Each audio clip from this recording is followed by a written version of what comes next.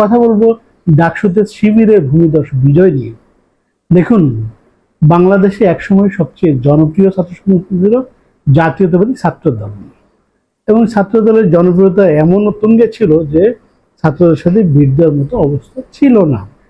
যাই হোক, সেই জনপ্রিয়তা আস্তে আস্তে এমন পর্যায়ে নেমে এসেছে যে ঢাকা ইউনিভার্সিটিতে ছাত্র দল শিবিরের প্রার্থীদের চেয়ে 1/3 করে ভোট পেয়েছে। শিবিরের প্রার্থী যেখানে 14,000 ভোটে বিজয়ী হয়েছেন ভিপি প্রার্থী, সেখানে 5,700 ভোট পেয়েছেন হচ্ছে আবিদ, ভিপি ক্যান্ডিডেট, ছাত্রদের আবিদ। দেখুন, এটা কিন্তু এখন যেটা হয়েছে 5ই আগস্টের পর বাংলাদেশে প্যারাডাইম শিফট হয়েছে, পাটাতন বদলিয়ে একটা আওয়ামী ন্যারেটিভ ছিল, কলকাতার হিন্দুত্ববাদী ন্যারেটিভ, সেটা প্রচার করা হতো এবং তারাই শাসন করতো, এবং এই শাসন ব্যবস্থাটা মনে করা হতো যে এইটাই হচ্ছে এলিট, প্রগতিশীল। কিন্তু 5ই আগস্ট পরে সেটা পুরোপুরি মানুষ চ্যালেঞ্জ করেছে, এবং এই অভ্যুত্থানটা যে ডানপন্থী অভ্যুত্থান ছিল, সেটা একটা আমরা সুন্দর একটা নজির দেখতে পেলাম বা প্রমাণ দেখতে পেলাম। দেখুন, ছাত্রদল, আমরা সবাই জানি ছাত্রদলও 5ই আগস্ট অভ্যুত্থান হলো জুলাই আন্দোলনের অন্যতম একজন অংশীদার। ছাত্রদলের অনেক কর্মী, অনেক নেতা শহীদ হয়েছেন এই আন্দোলনে, অনেকে আহত হয়েছেন, আমরা সবাই জানি এবং আমরা দেখেছি। কিন্তু এই 1 বছরে কি এমন করলো যে জনপ্রিয় একটি ছাত্র সংগঠন শেষ হয়ে গেল? তারা ক্যাম্পাসে দাঁড়াতেই পারলো না, একটি আসনেও, একটি পদেও বিজয়ী হতে পারেনি ডাকসুতে। ভাবা যায়? অথচ বলা হয়ে থাকে ছাত্রদল, বিএনপি এখন বাংলাদেশের সবচেয়ে বড় সংগঠন এবং তারা ক্ষমতায় যাওয়ার জন্য রেডি, এবং তারা ইতিমধ্যেই অনেকেই তাদের মন্ত্রিপরিষদ সাজানো শুরু করেছে। অথচ ডাকসুকে বলা হয় দ্বিতীয় পার্লামেন্ট, দ্বিতীয় পার্লামেন্টে ফেল করে গেলেন। বিষয়টা কেমন হয়ে গেল? হাসিনা যে বয়ান তৈরি করেছিল এবং যে বয়ান লালন করেছিল, যেই বয়ানের পৃষ্ঠপোষকতা দিয়েছিল এবং যেই বয়ানটাকে বাজারজাত করেছিল, হাস্যকর হয়ে ওঠার আগে এই বয়ানটা কিন্তু খাচ্ছিল। এরপর যখন দেখা গেল যে মুক্তিযুদ্ধকে একটা প্রভিডেন্ট ফান্ড হিসেবে শেখ হাসিনা ব্যবহার করা শুরু করেছে, এবং এই প্রভিডেন্ট ফান্ড থেকে তার দলের কর্মীদেরকে ডিভিডেন্ড দিচ্ছিল, চাকরি দিচ্ছিল, ব্যবসা দিচ্ছিল, সব কিছু একটা প্রমোশন, ট্রান্সফার, সব কিছু মুক্তিযুদ্ধের উপরে ভিত্তি করে এই প্রভিডেন্ট ফান্ডের উপরে ডিভিডেন্ড আকারে আওয়ামী লীগের কর্মীরা, বামপন্থীরা এবং দেশের আরেকটা গোষ্ঠী সংখ্যালঘু হিন্দুরাও ব্যবহার করতেছিল, যেহেতু শাসনটা ছিল ভারতের।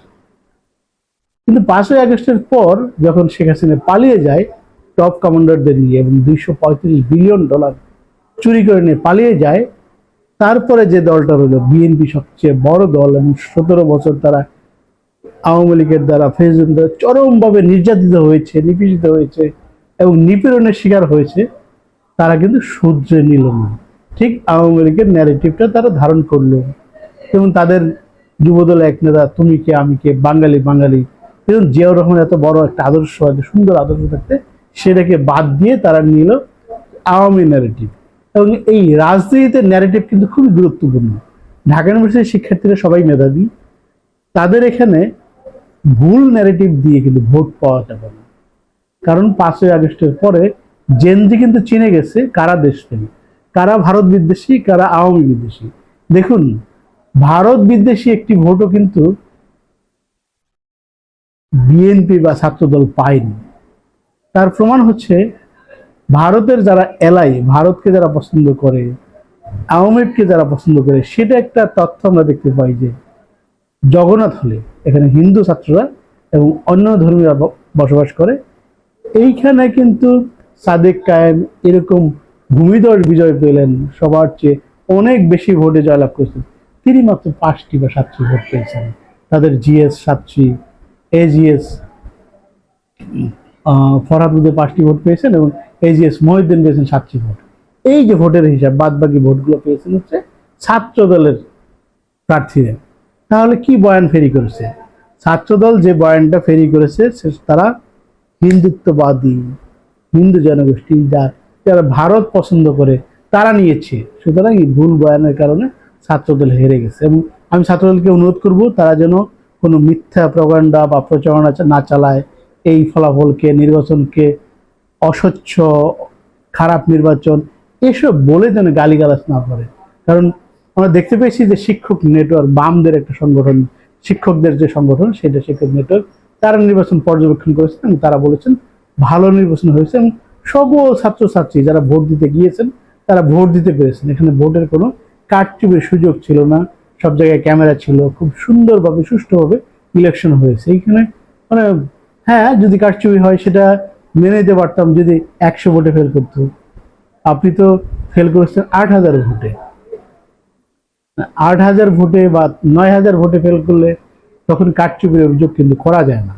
সো এইসব অভিযোগ না করে, অনুযোগ না করে ছাত্ররা যে সিদ্ধান্ত দিয়েছে, ছাত্ররা ভোটের যেই সমীকরণ সেই সিদ্ধান্ত সেটা মেনে নিয়ে পরবর্তী সূত্রে নিয়ে বয়ান চেঞ্জ করে তারপরে আমি মনে করি ছাত্র দলের বা বিএনপির আগানো উচিত এবং এই নির্বাচন থেকে বিএনপির অবশ্যই শিক্ষা নিতে হবে।